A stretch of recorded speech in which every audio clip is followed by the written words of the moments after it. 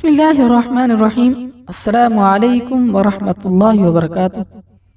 ایک معلم قرآن انتہائی نصیحت آموز واقعہ بیان کرتے ہوئے کہتے ہیں، ایک بچہ میرے پاس آیا جو قرآن مجید کی تعلیم کا شدید خواہشمند تھا۔ میں نے اس سے پوچھا، بچے آپ کو قرآن کا کچھ حصہ زبانی یاد ہے؟ بچے نے کہا، جی۔ میں نے اس کا امتحان لیتے ہوئے کہا، پھر آپ مجھے 30واں پارہ سنائیں۔ اس نے مجھے 30واں پارہ زبانی سنا دیا۔ میں نے پوچھا، آپ کو سورۃ الملک بھی یاد ہے؟ اس نے مجھے سورۃ الملک بھی سنا دی۔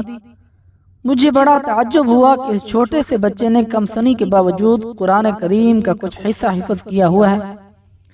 میں نے اس سے سورۃ النحل سنانے کو کہا تو اسے وہ بھی یاد تھی۔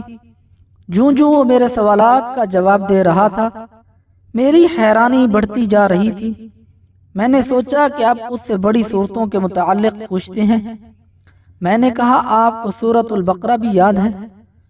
اس نے ہاں میں جواب دیا اور ساتھ ہی کسی غلطی کے بغیر سورۃ البقرہ بھی زبانی سنا ڈالی۔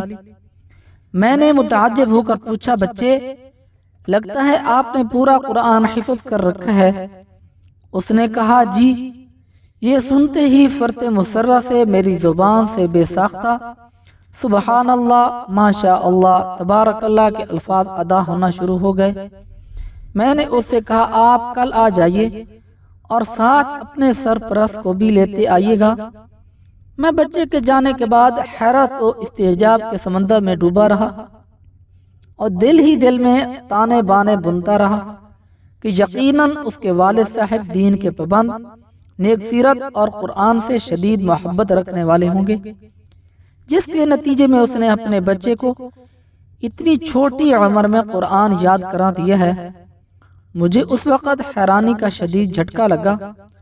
جب وہ کل صبح اپنے والد صاحب کو لے کر آیا تو اس کے والد صاحب ظاہری شکل و صورت سے بالکل بھی متبع سنت اور پابند شریعت نہیں لگ رہے تھے۔ اس بچے کے باپ نے میرے پریشانی اور استعجاب کو بھانپ لیا اور فوراً بولا، میں جانتا ہوں کہ آپ میرے اس بچے کے والد ہونے کی وجہ سے حیران و ششدر ہو رہے ہیں۔ میں ابھی آپ کی حیرت ختم کیے دیتا ہوں۔ اصل بات یہ ہے کہ اس بچے کے حفظ قرآن کے پیچھے اس کی والدہ کا ہاتھ ہے، جو بچوں کی تربیت کے حوالے سے 1000 آدمیوں کے برابر ہے۔ آپ یہ بات سن کر مزید حیران ہوں گے کہ میرے 3 بیٹے ہیں اور سب قرآن کے حافظ ہیں۔ میری سب سے چھوٹی بیٹی 4 سال کی ہے اور وہ بھی 30واں پارہ حفظ کر چکی ہے۔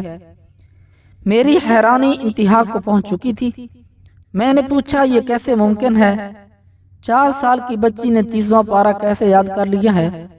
اس نے جواب دیا، بچوں کی والدہ کا طریقہ کار یہ ہے کہ جب بچہ بولنا شروع کرتا ہے تو وہ اسے قرآن یاد کروانا اور حفظ قرآن کا شوق دلانا شروع کر دیتی ہے۔